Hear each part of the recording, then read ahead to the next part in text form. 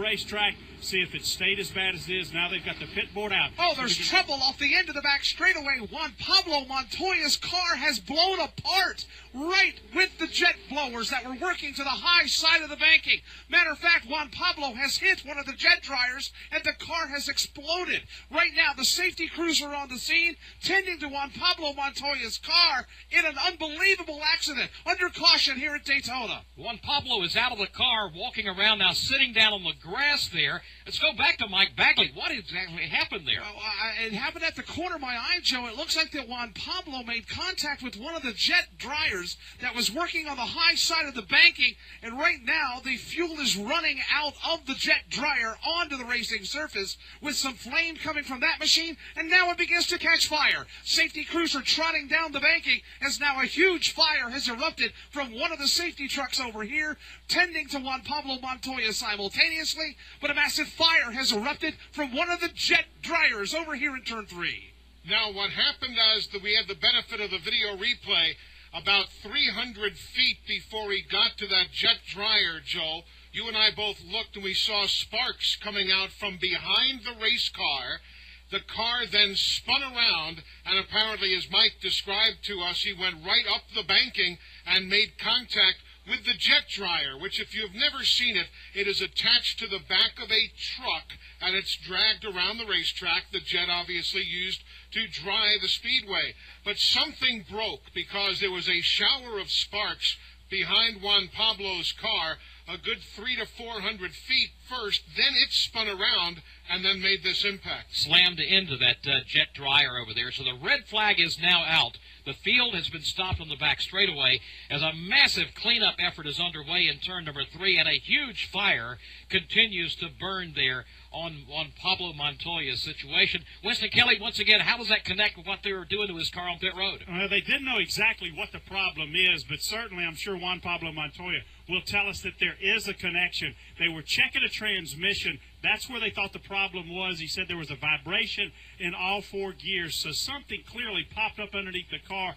We saw the sprint vision as well as Juan Pablo just making his way back down the back straightaway. They had already told him to come back in. They had the pit board back out, and as Eli described, he just popped loose there, turned right. So the speculation would be something either in the transmission, the drivetrain, or even perhaps an axle that was the problem on Juan Pablo Montoya's car. We talked to one of the crew members, and Juan Pablo did not say anything after the car turned around, but he walked away. We saw that also on the sprint vision, but Juan Pablo Montoya was some kind of serious mechanical problem that precipitated this event.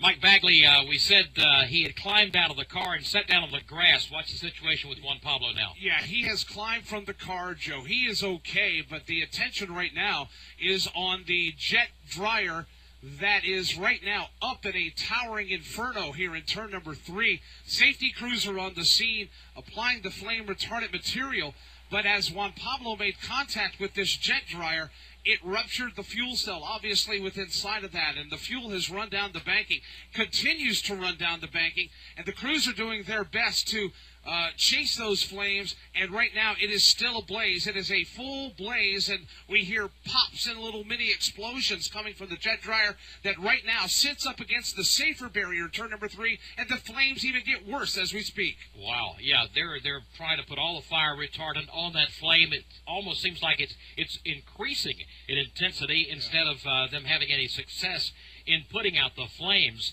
What a wild turn of events. I guess this is what you get when you race on Monday night, huh? Folks, this is one of the most amazing things we've seen. I mean, seriously, you never know what happens. You think we were talking yesterday, I guess you think you've seen it all, and then something else happens. There is obviously tons of jet fuel that is carried in a huge tank that is part of this truck and jet dryer assembly, and all of that fuel has run down the banking. There are firefighters to the outside of the racetrack as well as those, who are down on the racing surface itself. They are applying all sorts of fire retardant material, trying to get the flames extinguished. Then, of course, Joe, they're going to have to look and make sure of the integrity of the wall, the extreme asphalt. heat. The asphalt is a obviously a petroleum-based material. You don't know exactly what's gone on underneath all of this mess. Mike Bagley, you are not very far from there. It's remarkable long range from the booth here. It's got to be just staggering to be on top of it like that. Well, the good news is for us here up in the turn position, which we also share our position with the Fox television camera folks here, we are not downwind of the smoke and all of the material that's coming off that. So that's the good news. But just looking at it right now, I would say about maybe 50, 60 yards away, there is a lot of work that's going on right now. They look like they've got the flames under control, but the racetrack is completely coated with the jet fuel, with the flame retardant material, and right now the safety crews and the trucks over here, no short of a dozen trucks and of many a safety worker tending to this. I've never seen anything like this before in my life. Out of the blue,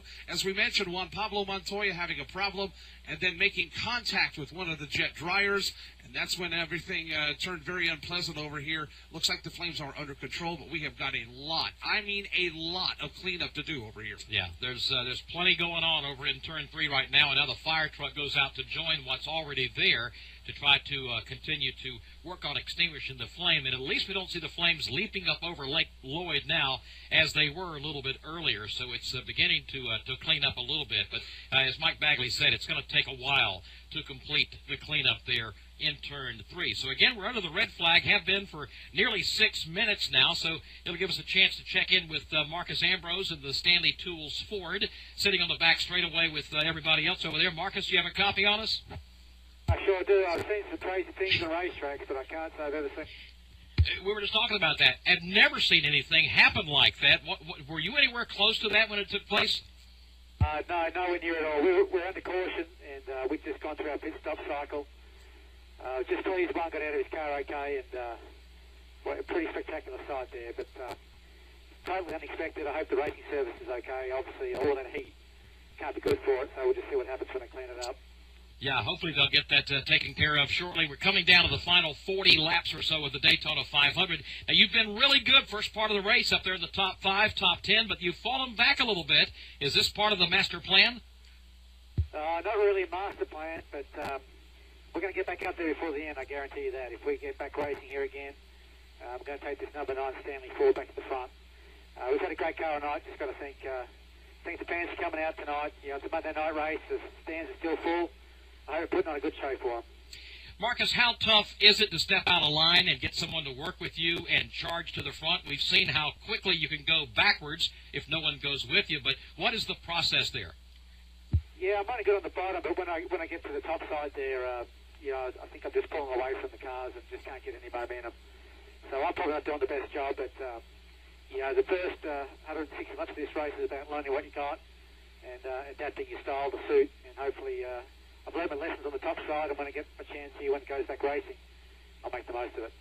All right, man, well, hang in there, doing a great job tonight. Work up there to the front so we can talk about you.